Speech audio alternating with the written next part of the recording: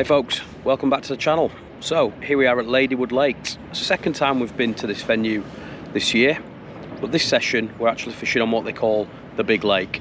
Last time, if you remember, we fished the small lake. It was very cold and we only managed to put one small common on the bank. The big lake here is pretty famous around Yorkshire. There's over 70 30-pound carp in it, according to Gus the bailiff this morning, and a number of 40-pound fish as well.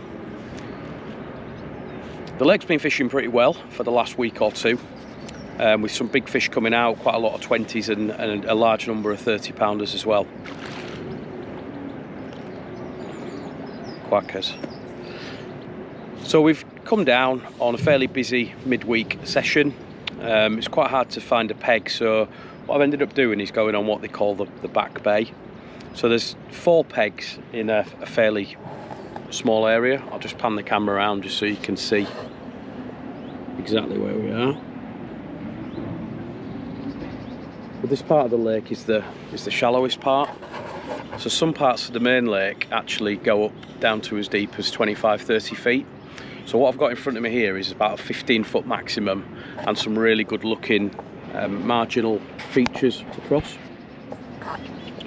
So what I've done is I've snuck in this corner. There's nobody else fishing in this area, so all I've done is I've quickly kind of got some rods out and got some little traps set. So I've got the first rod over to the right hand side margin, so over here I've dropped a solid bag into about 8 feet of water.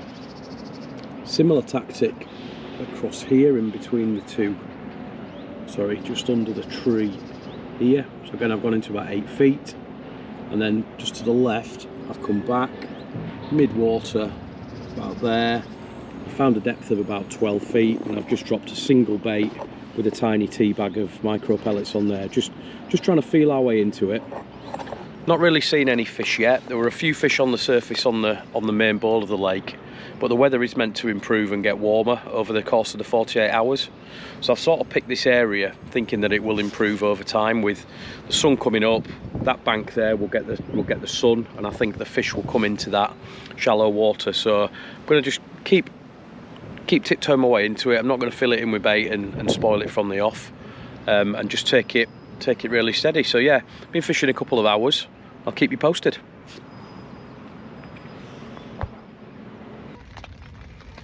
Hey folks, good afternoon. It's 2 o'clock.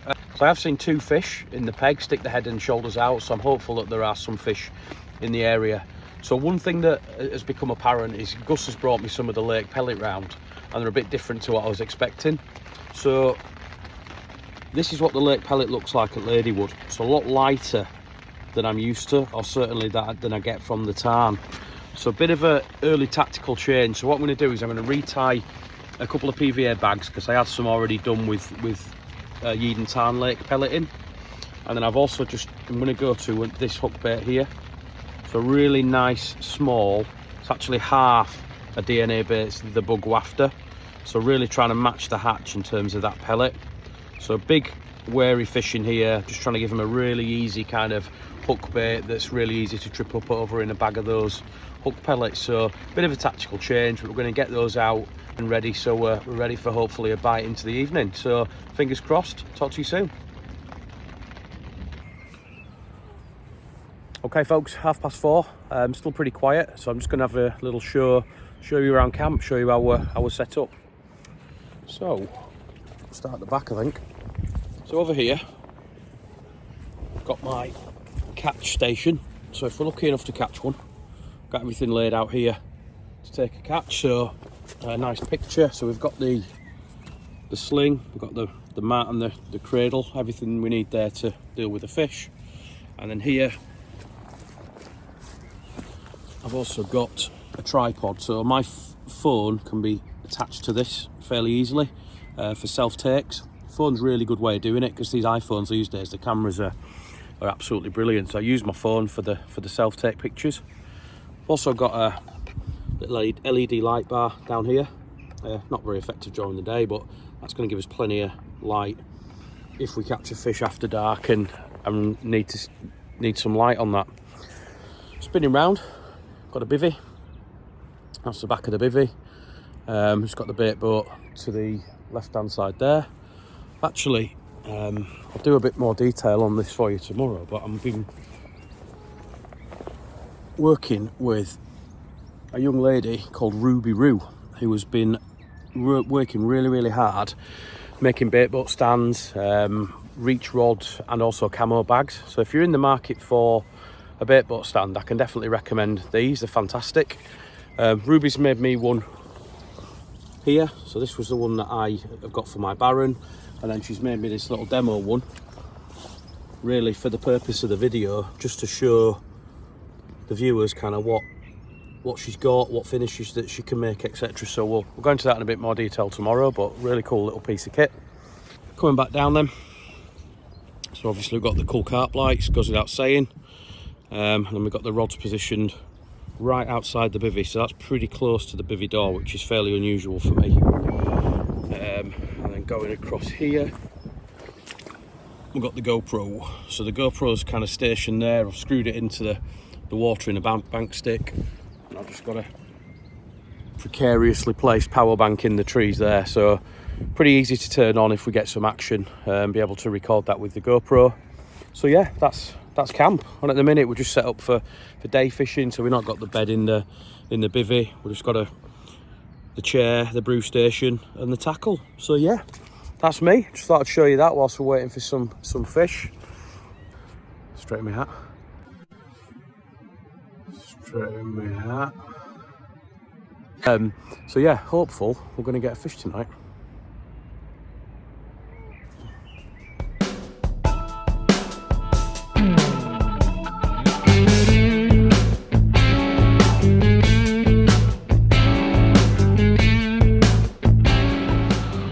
Right folks, good morning. It's Thursday morning, about 10 o'clock. No action overnight, unfortunately. Very quiet, barely a bleep on the rods. The weather was reasonable actually, a little bit of rain, but just continued to be windy. So we've still got this westerly wind blowing into this bay, which on the face of it looks absolutely brilliant for a bite, but I've seen very few fish. I suppose the only difference today is we've got this orange thing in the sky, just trying to peek its nose through. Sorry, that's a train.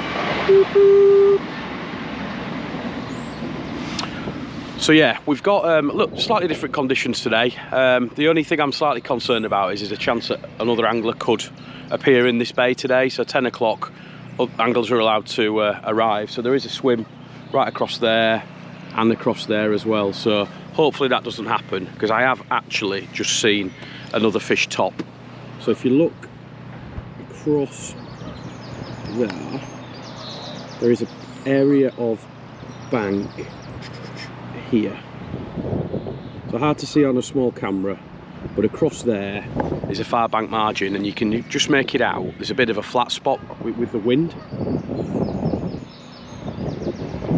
So what I think's happening is the wind's hitting the corner of the island and it's actually creating a calmer area on the back of that island there, and the sun, that's actually a south facing margin as well. So I think the sun, as the day gets on, is going to warm that part of the lake up more, and we're going to see some fish in that area. So I've quickly tied up a solid bag and I've dropped it over that area where I saw a fish. So I'm fishing in about 8.5 foot of water, fresh solid bag.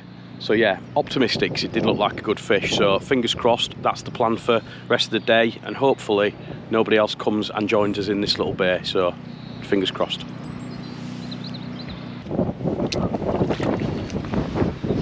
Disaster. Got an angler dropping on peg 6, which is going to be right across the bay from me there. So that's going to basically cut off 2 of my across lines. So a bit of a shame, but I guess that's one of the issues and challenges we come into these busy venues. So I'm just going to have a bit of a rethink and just think how I can push some rigs back into the right hand corner and give ourselves a chance for the next 24 hours. So disappointing, but we'll keep going. Right folks, good afternoon. It's about 3 o'clock on Thursday. No action to report just yet, still got the rods out. Like I say, we've had to move them more into the corner. It's actually double peg arrived on peg 6, so there's an extra 6 rods in the water at the top end of the bay. So move the rods to the left. Did see a fish on the fish finder, so hopeful that we can still sneak a bite. We've got about another 18 hours of fishing left, so still plenty of time. So in the meantime, I started to explore a conversation that I had with Gus, the bailiff, yesterday morning. So his theory was that on these sorts of pressured waters with lots of big fish that have seen it all before, that actually washing out your hook bait and your feed bait is a good thing to do. So what do we mean by that? So you see here a selection of kind of standard boilies. So these are straight out of the pack. I've not done anything to these, so these are very fresh in terms of appearance and kind of smell and flavour. Gussie's view is that big wary fish will spook off these when they see they go in the lake. So they'll recognise that they're fresh bait and they'll associate that with danger kind of almost immediately. So Gussie's view is that you should be trying to wash out the bait, so either soaking it in lake water for 48 hours before you come fishing, or you can actually fast track that by putting some boiling water onto the bait at the bankside. So I'm going to do that now, just a bit of an experiment really, just to see how the boilies change in terms of colour and texture and shape. So I'm just going to literally get the kettle on, and then I'm going to pour some water in here and I'll share the results with you.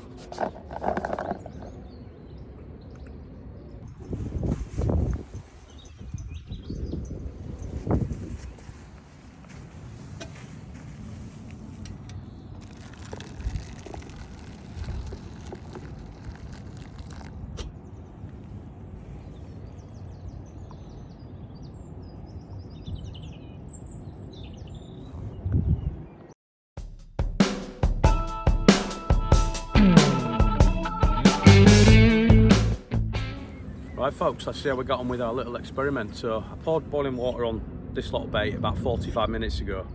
As you can probably see from the liquid that I'm going to pour off, there's definitely something kind of leached off in that hot water. So let me just pour all that off, and then we'll just have another little look at the bait there. So definitely looks washed out, probably is the only phrase for it. So the bait definitely looks washed out. It looks a lot softer. Certainly the smell's not as strong as it was. So I think we've washed out a lot of those external flavourings. And just in terms of, yeah, look at that. So that's a DNA baits SLK, super soft. And this is one of the spicy fish. So the SC bait spicy fish. So again, they're like rocks normally when you get them out of the pack. So that's just been able to open up nicely. And then that's a DNA bug barrel. So yeah, super soft. So yeah, I'd say from a consistency perspective, that's made a huge difference. And from a smell, yeah, again, there's not much smell there. So a lot of that smell has leached out into the liquid that I've poured off there. So yeah, I think you can imagine that doing this has definitely made the baits look like they've been on the lake bed for quite a while. So I'll do a shot with brand new bait there. So this is bait straight out of the packet, and then this lot here is bait that I've been soaking. So you'll be able to see the difference there. So this is the fresh bait across here, and then this here is the soaked bait. So I'd say if anything, the bait's actually got a little bit bigger as well. It's taken on some of that hot water, and it's actually made the bait a little bit bigger than it started out its life. So yeah, I can completely see why you'd want to do that. And yeah, definitely changes the appearance and importantly the texture of the bait. So definitely one to have up your sleeve if you're fishing hard pressured waters where, you know, you go in for and not getting a bite for a couple of days. This is perhaps the answer why. And if you started the session putting bait like this in, it's probably fast tracking that breakdown process that would take quite some time in cold water. So yeah, really interesting. I'm going to put some of these now over my left hand rod.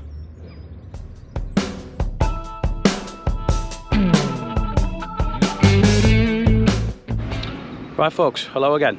So as I was setting up yesterday, I had a quick walk around the peg with you and showed you some of the items of tackle that I've been using, and I showed you my new bait boat stand.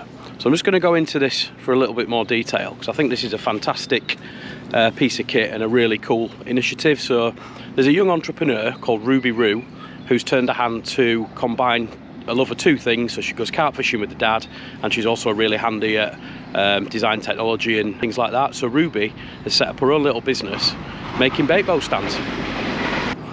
So I didn't have a bait boat stand, so I saw Ruby's advert on Facebook and I ordered one for my carp baron.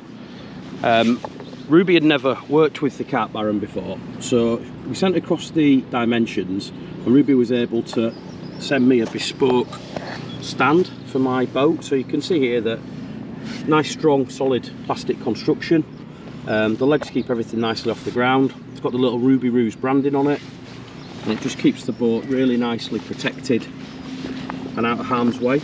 And beforehand I was putting it on a mat, and you can probably see if I lifted it up underneath there's probably a lot of scratches.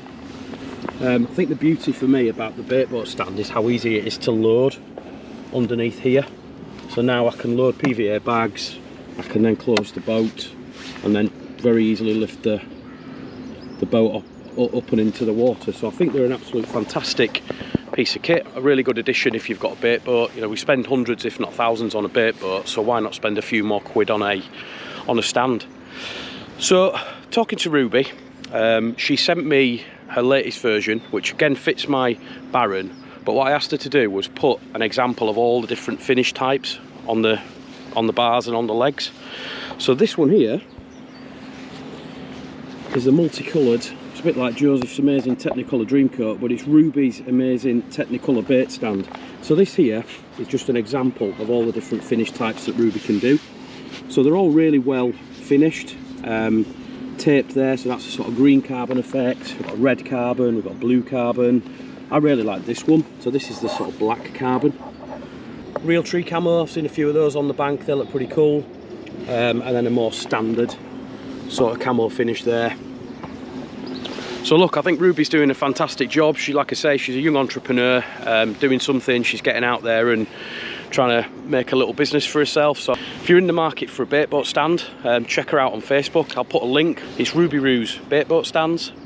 Ruby's also manufacturing and selling reach arms, so an arm to lift your boat and put that in the water, because sometimes if you're on a treacherous banking, it can be quite dangerous, so that's a really good idea.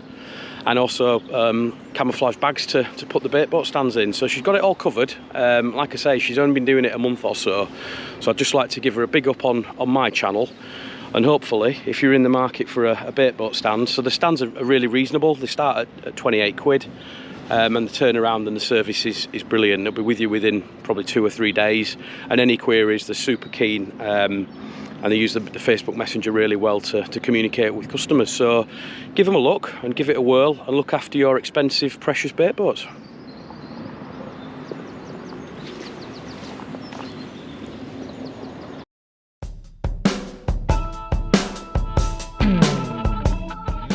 Hi guys, Ruby Roo here. I just want to say thank you again for all the support. I've managed to get loads and loads of orders posted out today.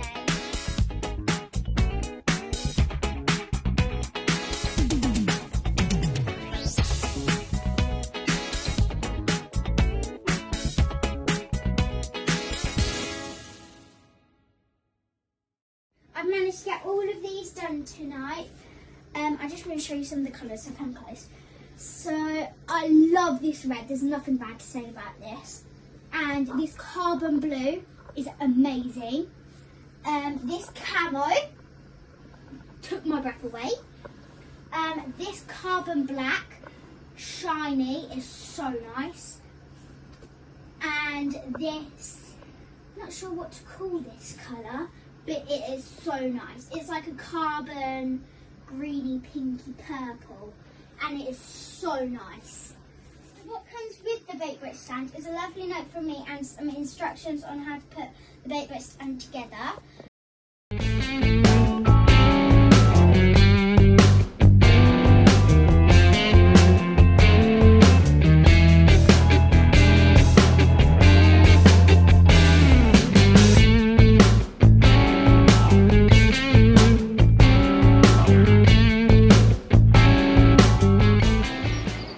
Right, good morning. It's Friday morning, no action overnight.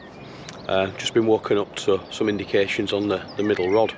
Just come and stood by it and the bobbin's just dropped back and jerked around, but there's a fish really close in the margins here. And I was speaking to some lads yesterday and apparently there's some pike that are starting to think about spawning. So given I've got a lot of trees on the inside here, I think we've probably got a pike just patrolling up and down the margin that's just pinging my my line. Interesting, it is only on that middle rod though, so just going to keep an eye on it. And yeah, you never know, might have a last minute one, fingers crossed. Right folks, that's it, it's a wrap. We're finished here at Ladywood, just about to start the slow pack up. No fish on this session, which is a real shame, because this bay looks absolutely brilliant for a bite. But I mean, just to give you an idea, the lads on the peg there who came yesterday have packed up after 24 hours and they've made a move round the far side. So I think we've just caught the venue a little bit wrong in terms of conditions. Fished really well last week with all the storms and the low pressure, and I think there's only been one fish or two fish come out in the time that I've been here, so just shows how rock hard it is. But look, it is a lovely venue. It's only 40 minutes from home for me, and there isn't many places around Yorkshire with the stock of fishing, so I'll definitely be back. Try get one of those big fish on the bank. And we've also definitely got some pike spawning down here in the margin, so I'm going to try a bit of underwater footage. I'm going to stick the GoPro on a big bank stick and ram it under that bush there and see if we can catch a pike on film. So I'll share that with you if that's successful. So look, thanks for watching.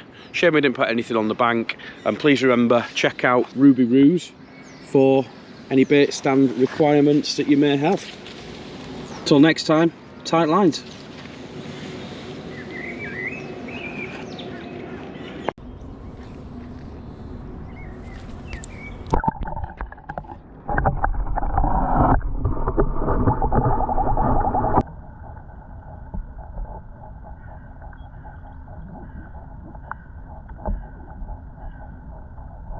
Carp